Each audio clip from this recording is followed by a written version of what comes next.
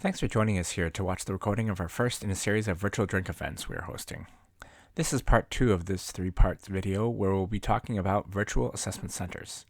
Alvin Lim from GSK and Michelle Hendrick from Pymetrics will be sharing tips and considerations in designing and executing one.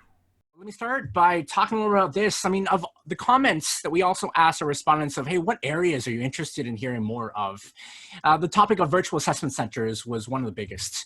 So we decided to reach into our network and brought some, two great speakers today. One, a peer, because we know that you love hearing directly from your peers. Alvin Lim from GSK, who runs the early talent there, and he's going to share a little bit of that. And as well, a very good friend of ours, Michelle from Pymetrics, whose company has been doing a lot of advising to many of you about that. And Michelle has a really interesting background. I think she'll be able to kind of bring a nice little balance. So without further ado, why don't I start by just turning over the floor to our speakers, and maybe I'll just have Michelle, perhaps. I'm going to put the spotlight on you, Michelle, and have you just do a little quick intro before I turn it over to Alvin, and then we'll go to the questions. Oh, perfect. Excellent. Thanks, John. So my name is Michelle Hendrick. I'm the Head of Industrial and Organisational Psychology at Pymetrics. My background is that I've worked in talent acquisition my whole career, so in agency recruitment up to executive search in Australia and in the UK, and then spent about 13 years at the ANZ Bank, and I held a number of different HR roles there, but probably most interesting to this group will be that I held or was responsible for the ANZ graduate program from a recruitment and development perspective for quite a number of years. So I have complete empathy for early talent and early careers. I've sort of done the hard yards there as well. And I was also the head of assessment and actually had brought Pymetrics into ANZ before I left about 18 months ago. And so now working with clients around, implementing our product, and also most recently, as John mentioned, spending a lot of time with clients who are saying, right, we need to go fully virtual now. And what does that mean? And as a psychologist, having been in the assessment space for over 20 years, there's lots of sort of insight, and it's a great meaty topic for us to discuss. So we're talking to a lot of clients about that today. So thanks, John. Perfect, Michelle. Let's change the spotlight and let's get Alvin in here. Hi, everyone. Alvin, over to you. Thanks, John. Hi, everyone. Nice to meet you. I don't think I've met most of you before.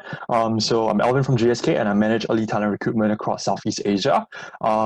Definitely not as much experience as Michelle. I joined GSK about 4 years ago through actually one of our graduate programs as well. So I did my 3 years in the program, completed it, and then eventually landed in this role. So I have sort of full awareness about the end-to-end process, from applying, going through the program, and eventually now hiring for the program again. So it's a very nice but ironic cycle, I would say. But yeah, for Singapore, a bit more about GSK. We've actually closed off our applications and assessment centers for Singapore. So today, I think a little bit more about what I share will be more towards the other Southeast Asian markets that are due to run their assessment centers in the coming months. At the same time, also sharing some of what my colleagues are doing in UK and US and even Belgium as they are starting their assessment centers next week, actually. Perfect, Alvin. Why don't you start perhaps by sharing a little bit of the motivation, right? As we showed in that in the survey, some of your peers have decided to go the other way, but you guys are kind of running into it.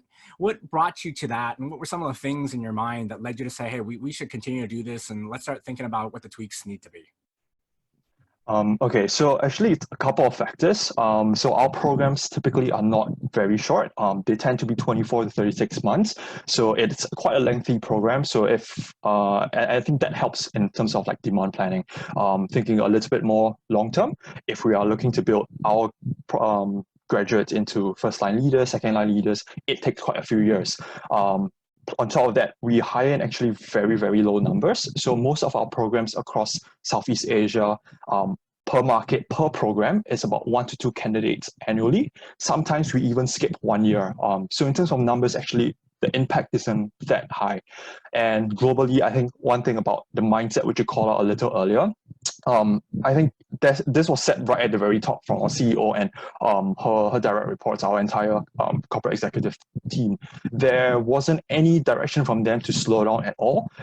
So I think back when Italy, when went full on lockdown, we were actually hiring quite a number of roles, sales roles especially. So I think globally, we haven't slowed down as a company, and that sort of set the tone for early talent as well. And on top of that, we do have all the necessary digital tools to allow us to move our processes online. Plus, when we do eventually bring them on board, we are able to manage the graduates on program virtually as well. Awesome. So maybe the last thing before we get Michelle to chime in here, when we were talking before, you mentioned a couple of big components that you guys discussed a lot, some of the tricky things as you're trying to bring this live. And, you know, Alvin is in the process of planning this yet. It hasn't happened yet. So it's nice to get some thoughts before it happens. But, you know, share with the audience what some of the big ones that you had a hard time kind of coming to some results on. Okay, so actually yesterday we just did our very first pilot on how a virtual assessment center will run. But I guess for those of you who are thinking about moving your assessment centers into a virtual setting, two main things that you probably would have considered about or should consider about. Firstly, your tech platform. What exactly is the need of your platform? What do you need to do? So in our case, we just needed to bring everything from a physical setting to a virtual setting. So effectively a lift and shift. We didn't start off with the whole process creating from this, recreating everything from scratch. So that because we had a very short timeline, we only had about a month and a half to turn everything around. So we felt that the best way moving forward really was a lift and shift. And then eventually, if we do need to redesign everything, we'll do that after the season is closed. So a couple of tools that we considered: WebEx, HireView, Microsoft Teams, Adobe Connect. And eventually we landed on Adobe Connect because that worked best for us.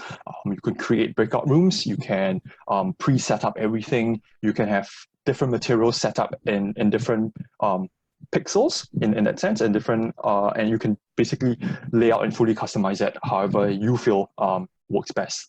The second thing that you should think about is content. So in our case, again, lift and shift. Majority of our content is actually one-to-one. So it worked out pretty well. It was quite easy to shift in that sense. But the main thing that we probably relooked and actually had quite a bit of a discussion and debate about is our group exercise format. So I think most of you would have some form of a group element. We actually wanted to cut that down to a pair exercise, and we tested it out. It didn't quite work as well. And why do I say that? Because when you have two people who don't really know each other and they try and converse with each other via a virtual setting, they tend to cut each other off.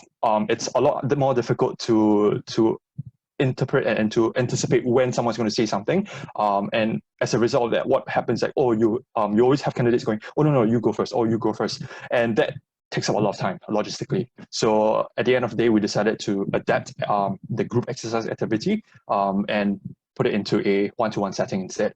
Whether or not we'll get the same results, we are not sure yet. We really need to test it out multiple times before we get to that extent, but that's a major change that we did. Another thing is, and I think Michelle will cover this as well later on, is the experience from the assessors and candidates' perspective. So if your assessment is used to having a lot of different materials, so candidate instructions, candidate materials, and everything, if you have all those in a physical form, the next big challenge that you probably need to consider is how then do you simplify and consolidate all your materials so that you can view it very easily on just one screen, and it's easily accessible for both candidates and assessors, rather than having them flip through multiple materials. So those are some of the main considerations that we deliberated about for quite a few evenings, and eventually came to whatever we have. I can go into more detail during the breakout sessions, but I think Michelle has some other additional things to add as well. Thank you, Alvin. Some really good nuggets there. Michelle, what can you add and to that?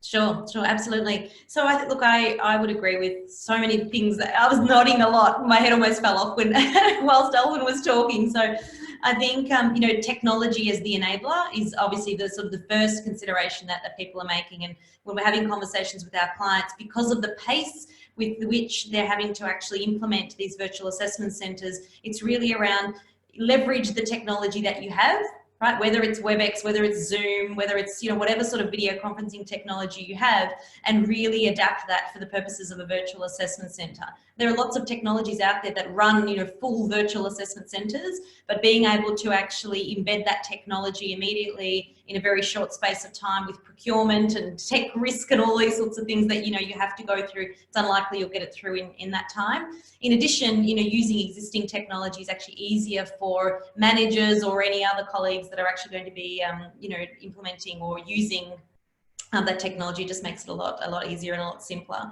So there's definitely that, I think, from a technology perspective. And the other thing I would say is just test and retest the technology. So test it up front, and then be prepared for technology issues on the day, because they're going to happen. Right. So, whether you need tech, support on the line to be able to help people, whether it's people just rebooting their machines, there are going to be tech issues, and being able to manage that in a calm way is going to be really important. The other thing then is around, the activities. So I think, Alvin, you've been very fortunate that you've been able to sort of do a lift and shift. And as a psychologist, one of the things that I'm always interested in is thinking about, and I'm advising clients on, is let's have a look and think about what are you assessing today, and what can actually be lifted and shifted over very easily, and what requires modification.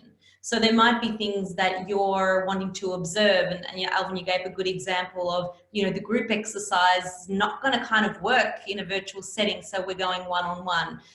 And so thinking about, well, if we're looking at, the way they interact with others and build relationships, we're probably not going to be able to see that in virtual. So thinking about what the behaviours are that you're actually observing, and, you may need to make some modifications for that. I have very strong views around group exercises. I'm not a big fan of them. I think that you get a lot more from a one-on-one interaction. So I think you're on the right track, Alvin. I like that. I like that change. The other thing is, purposefully building connections. So I talk about this a lot with clients and with colleagues as well. We've had lots of discussions around this, but, in a traditional assessment centre that's face-to-face, you have people who are mingling, the students are mingling at the beginning, right? They're chatting with each other. They might be chatting with other graduates who you might be, using to help facilitate the assessment centre day. They might be informally chatting with managers. All of that is gone in a virtual environment. And so you really have to be very purposeful around setting up connections and opportunities for people to introduce themselves, to be, feel at ease, setting up, webinars ahead of the assessment centre, so grads and, managers can get to know each other, so that they can start to build much more of an impression of the organisation. So building that human connection actually has to be crafted into the process much more purposefully than perhaps what we've had to do in the past. And I think that's a significant change for a lot of clients as well. Okay. Look, I want to take a couple questions. I don't want to just power through all of it. So why don't we just quickly see if there's one or two things that are top of mind here. You can either write it to us in the chat, or probably press the raise hand button is probably the easiest, since we've got a lot of people on here. One thing I might say, John, while we're waiting for people to ask questions is, don't see this as a lesser alternative to face-to-face.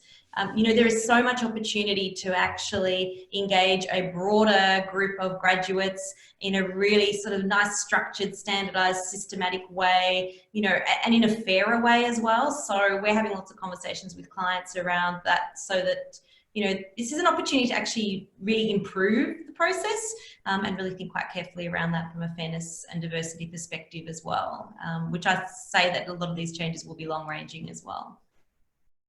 Right. Okay, going once, going twice. Yeah. Again, both Alvin and Michelle will be hanging around, so there'll be lots of opportunity for you to, chat with them in the virtual breakout rooms. I think Anna has a question. Yeah. Yeah, you're waving. Anna, unmute yourself. I was frantically trying to type, so I thought I'd try and put my hand up. So I was really interested in what you were saying there, Michelle, about the connection piece.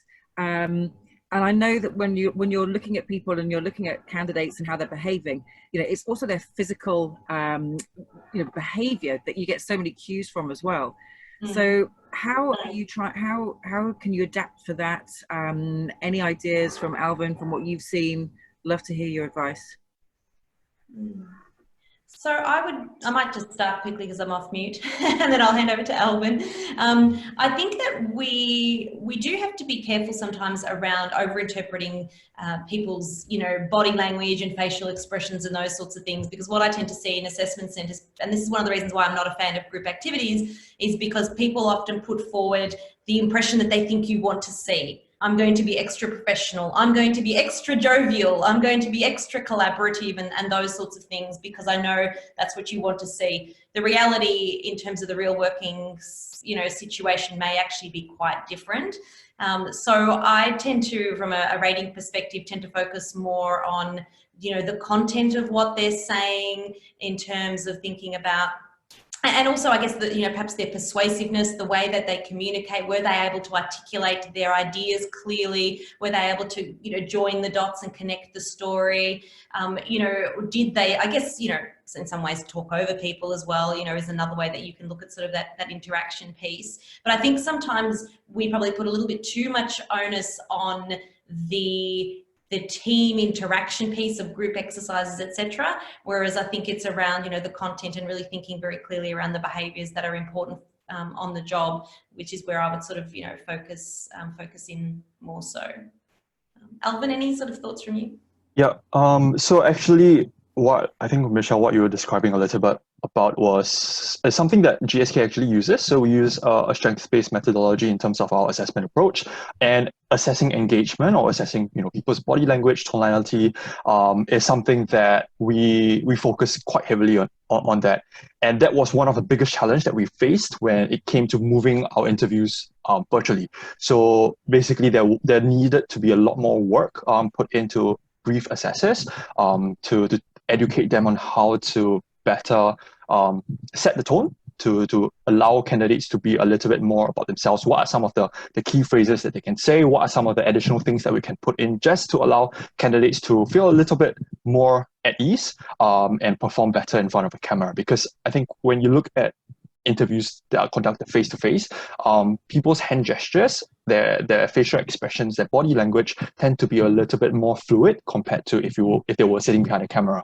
So I think it's important that during the pre-assessment center briefing, if you're going to brief your candidates and your assessors, to really call this out, just let them know that, look, there's no need for you to put on an act. Be yourself. We genuinely want to know who you are personally. And if you're somebody who uses a lot of hand gestures, go ahead and do that. If you're somebody who doesn't enjoy looking at the camera, I think across the different activities, we will be able to see that coming across.